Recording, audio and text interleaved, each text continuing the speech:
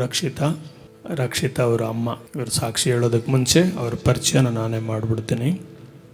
ನೀವು ನೋಡುವ ಈ ಮಗಳು ರಕ್ಷಿತಾ ಈ ಸಭೆಗೆ ಬಂದಾಗ ತುಂಬ ಕಷ್ಟಪಟ್ಟು ಕೂತ್ಕೊಳ್ಳೋದಕ್ಕೂ ಆಗೋದಿಲ್ಲ, ನಿಂತ್ಕೊಳ್ಳೋದಕ್ಕೂ ಆಗೋದಿಲ್ಲ, ಏನೋ ಶರೀರದಲ್ಲಿ ಕಷ್ಟ. ಇಲ್ಲಿ ಬರೋದಕ್ಕೆ ಮುಂಚೆ ಅವರು ಬೇರೆ ಸಭೆಗಳಿಗೂ ಹೋಗ್ತಿದ್ರಂತೆ. ಇವಾಗ ಹೇಳ್ತಾರೆ ಅವರು, ಮುಂದೆ ಸಾಕ್ಷಿ ಹೇಳ್ತಾರೆ. ಅವ್ರು ಬೇರೆ ಸಭೆಗೆ ಹೋಗ್ತಾ ಇದ್ದಾಗ ಆ ಸಭೆಯವರೇ ಅವಳನ್ನ ನೋಡಿ ಭಯಪಟ್ಬಿಟ್ಟು ನೀವು ಕರ್ಕೊಂಡು ಹೋಗ್ಬಿಡಿ, ಅದು ಅವರೇ ಹೇಳಿದ್ದು ಅವರಮ್ಮ, ನೀವು ಕರ್ಕೊಂಡು ಹೋಗ್ಬಿಡಿ ಹಂಗಿದ್ಲು. ಅವಳು ಅಷ್ಟು ಕಷ್ಟಪಡ್ತಿದ್ಲು. ಅದಕ್ಕೆ ಆ ಸೇವಕರೇ ನೀವು ಕರ್ಕೊಂಡು ಹೋಗ್ಬಿಡಿ ಅಂತ ಹೇಳಿದ ಮೇಲೆ ಅವ್ರನ್ನ ದೇವರು ಇಲ್ಲಿ ಕರ್ಕೊಂಡು ಬಂದಮೇಲೆ ಯಥಾ ಪ್ರಕಾರ ನಮ್ಮ ಆರಾಧನೆಗಳು, ನಮ್ಮ ಪ್ರಾರ್ಥನೆಗಳಲ್ಲಿ ಅವರು ಪ್ರತಿ ವಾರ ಬಂದು ಈಗ ನಮ್ಮ ಮುಂದೆ ಸಾಕ್ಷಿಯಾಗಿ ನಿಂತಿದ್ದಾರೆ. ಬಂದಾಗ ಹೆಂಗಿದ್ರು ಹಂಗಿಲ್ಲ. ಇವಾಗ ಅವರು ಪೂರ್ಣ ಬಲ ಇದೆ, ಪೂರ್ಣ ಶಕ್ತಿ ಇದೆ, ಬಿಡುಗಡೆ ಇದೆ. ಈಗ ನೀವು ಹೇಳಿ ಏನಾಯಿತು, ಹೆಂಗೆ ಬಂದ್ರಿ, ಇಲ್ಲಿ ಬಂದಮೇಲೆ ಏನು ನಡೀತು? ಫೆಬ್ರವರಿ 5 ನನಗೆ ಹುಷಾರಿಲ್ದಿರ ಆಗಿತ್ತು. ಫುಲ್ ಸೀರಿಯಸ್ ಆಗೋಗಿತ್ತು. ನಂಗೆ ಕುತ್ಕೊಳಕ್ಕೆ ಆಗ್ತಾ ಇರಲಿಲ್ಲ, ನಿಂತ್ಕೊಳಕ್ಕೂ ಆಗ್ತಾ ಇರಲಿಲ್ಲ. ಬೆಡ್ಡಲ್ಲೇ ಇರ್ತಾಯಿದ್ದೆ, ಮಲ್ಕೊಂಡೇ ಇರ್ತಾಯಿದ್ದೆ. ತಿನ್ನೋಕ್ಕೆ ಕೂಡ ಆಗ್ತಾ ಇರಲಿಲ್ಲ ನನಗೆ, ಮಲ್ಕೊಂಡೇ ತಿಂತಾಯಿದ್ದೆ. ಹಾಸ್ಪಿಟ್ಲಿಗೆ ತೋರಿಸಿದ್ಕೆ ಅವ್ರು ಇದ್ಕೊಂಡು ಇಲ್ಲ ಬ್ಲಡ್ ಕಮ್ಮಿ ಇದೆ, ಬ್ಲಡ್ ಹಾಕ್ಸ್ರಿ ಸರೋಗುತ್ತೆ ಅಂತೇಳಿದ್ರು. ಬ್ಲಡ್ ಹಾಕ್ಸಿದ್ರು ತಿರ್ಗಾ ನನಗೆ ಹಂಗೆ ಇತ್ತು, ಬ್ಯಾಕ್ ಪೇನ್ ಹಂಗೆ ಇತ್ತು. ಎಲ್ಲಿ ತೋರಿಸಿದ್ರು ಏನು ವಾಸಿನೇ ಆಗಿಲ್ಲ. ಯಾವ ಹಾಸ್ಪಿಟ್ಲಿಗೆ ಹೋದ್ರೂ ಏನು ವಾಸಿನೂ ಆಗಿಲ್ಲ. ಎಲ್ಲ ಕಡೆ ತೋರಿಸಿದ್ದೀರಿ, ಎಲ್ಲೂ ವಾಸಿನೇ ಆಗಿಲ್ಲ. ತುಂಬ ಕಷ್ಟಪಟ್ಟಿದ್ದೀನಿ.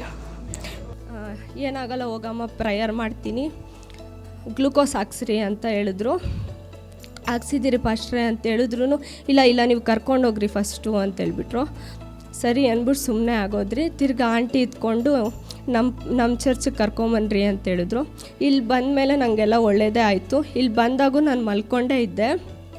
ಆಮೇಲೆ ಅಂಕಲ್ ನಂಗೆ ಪ್ರೇಯರ್ ಮಾಡಿ ವಾಕ್ಯಗಳು ಹೇಳಿ ಹಿಂಗೆ ಓದಬೇಕು, ಹಿಂಗಿರಬೇಕು ಅಂತ ಸಂದೇಶಗಳೆಲ್ಲ ಹೇಳಿ ಈ ಥರ ಓದಬೇಕಮ್ಮ ಅಂತೇಳಿದ್ಮೇಲೆ ಹೇಳ್ತಾ ನನಗೆ ಸ್ವಲ್ಪ ಸರೋಯ್ತು. ಹೊಟ್ಟೆನೂ ನೋವ್ತಾಯಿತ್ತು ಜಾಸ್ತಿ.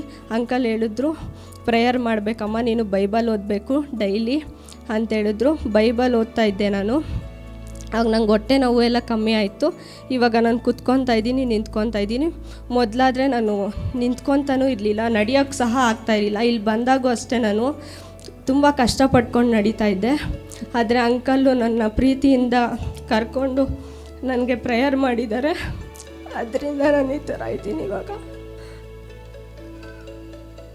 ಮುಂಚೆ ಅವರು ನಿದ್ದೆ ಕೂಡ ಮಾಡ್ತಿರ್ಲಿಲ್ಲ, ಈಗ ನಿದ್ದೆ ಎಲ್ಲ ಮಾಡ್ತಿದ್ದೀರನ? ನಿದ್ದೆ ಮಾಡ್ತೀನಿ. ಮುಂಚೆ ನಾನು 3 months ಆಯಿತು ನಾನು ನಿದ್ದೆ ಮಾಡಿ. ಏಪ್ರಿಲ್ವರೆಗೂ ನಾನು ಮಲ್ಕೊಂಡೇ ಇರಲಿಲ್ಲ. ರಾತ್ರಿ ಎಲ್ಲ ಕಣ್ಣು ತೆಕ್ಕೊಂಡೇ ಇರ್ತಾಯಿದ್ದೆ, ನಾನು ಮಲ್ಕೊತಾನೂ ಇರಲಿಲ್ಲ. ಇವಾಗೆಲ್ಲ ಚೆನ್ನಾಗಿ ನಿದ್ದೆ ಮಾಡ್ತೀನಿ, ಚೆನ್ನಾಗಿ ಊಟ ತಿಂತೀನಿ, ಚೆನ್ನಾಗಿ ನಡಿ.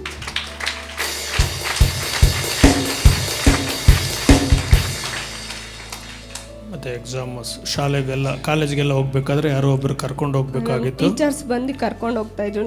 ನನಗೆ ಬೇಜಾರಾಗ್ತಾಯಿತ್ತು, ನನಗೆ ಎಂಥ ಸ್ಥಿತಿ ಬಂದಿದೆಯಪ್ಪ ಅಂತ. ದೇವ್ರನ್ನ ಎಷ್ಟು ಬೇಡ್ಕೊಂಡಿದ್ದೀನಿ ನಾನು, ತಡ್ಕೊಳಕ್ಕಾಗಲ್ಲ.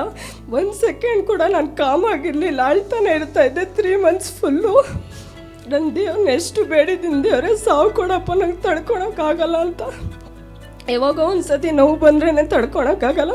3 months ಕಂಟಿನ್ಯೂಸ್ ನೋವು, ನನಗೆ ತಡ್ಕೊಳಕ್ಕೂ ಆಗ್ತಾ ಇರಲಿಲ್ಲ. ನನ್ನ ಲೈಫಲ್ಲಿ ಯಾವತ್ತೂ ಬೇಡಿಲ್ಲ ದೇವ್ರನ್ನ, ಅಷ್ಟು ಬೇಡ್ಬಿಟ್ಟಿದ್ದೀನಿ ನಾನು. ಸಾವು ಕೊಡಪ್ಪ, ಇದು ಕಡೆ ತಡ್ಕೊಳಕ್ಕೂ ಆಗ್ತಾಯಿಲ್ಲ, ಇದು ಕಡೆ ಸಾವಕ್ಕೂ ಆಗ್ತಾಯಿಲ್ಲ. ಅದಕ್ಕೇನೇನೋ ದೇವರು ನಂಗೆ ಒಳ್ಳೆ ತಂದೆ ಸಿಕ್ಕಿದ್ದಾರೆ ನಿಜವಾಗಲೂ. ಇವಾಗ ಕಾಲೇಜಿಗೆ ಅವರೇ ಹೋಗ್ತಾರೆ, ಯಾರು ಕರ್ಕೊಂಡು ಹೋಗೋದಿಲ್ಲ, ಅವರೇ ನಡ್ಕೊಂಡು ಬರ್ತಾರೆ. ಮತ್ತು ಮುಂಚೆ ಕಾಲೇಜಲ್ಲಿ ಕೂಡ ಅವ್ರು ಹೋಗಿ ಕುತ್ಕೊಳ್ಳೋಕ್ಕೂ ಆಗ್ತಿರಲಿಲ್ಲ. ಮತ್ತು ಈಗ ಎಕ್ಸಾಮಲ್ಲಿ ಒಂದು ಟರ್ಮ್ ಎಕ್ಸಾಮ್ ಬರೆದು ಪಾಸಾಗಿ ಇವಾಗ 2ನೇ ಸಾರಿ ಡಿಸ್ಟಿಂಕ್ಷನ್ ಬಂದಿದ್ದೀನಿ. ನಾನು ಅಂಕಲ್ ಕೇಳ್ತಿದ್ದೆ, ಅಂಕಲ್ ನಾನು ಈ ಸತಿ ಕಾಲೇಜ್ಗೆ ಹೋಗಿಲ್ಲ, ಹೆಂಗೆ ಬರಿತೀನೋ ಇಲ್ಲ ಗೊತ್ತಿಲ್ಲ, ಪಾಸ್ ಆದರೆ ಸಾಕು ಅಂತ ಹೇಳ್ತಾ ಇದ್ದೆ ಅಂಕಲ್ಗೆ. ನೀನೇನು ಭಯ ಪಡಬೇಡಮ್ಮ, ಪಾಸ್ ಆಗ್ತೀಯ ಅಂತ ಹೇಳಿದ್ರು. ಆದರೆ ನಾನು ಡಿಸ್ಟಿಂಕ್ಷನಲ್ಲಿ ಪಾಸ್ ಆಗಿ. ತಲೆಗಳ ಮೇಲೆ ಕೈಗಳನ್ನು ತಟ್ಟಿ ಇದು ಜೀವವುಳ್ಳ ಸಾಕ್ಷಿ. ನಾವೇನು ಮಾಡಲಿಲ್ಲ. ಅಲ್ಲೆಲೂಯ. ಯೇಸು ಒಳ್ಳೆಯವನು. ಅಲ್ಲೆಲೂಯ.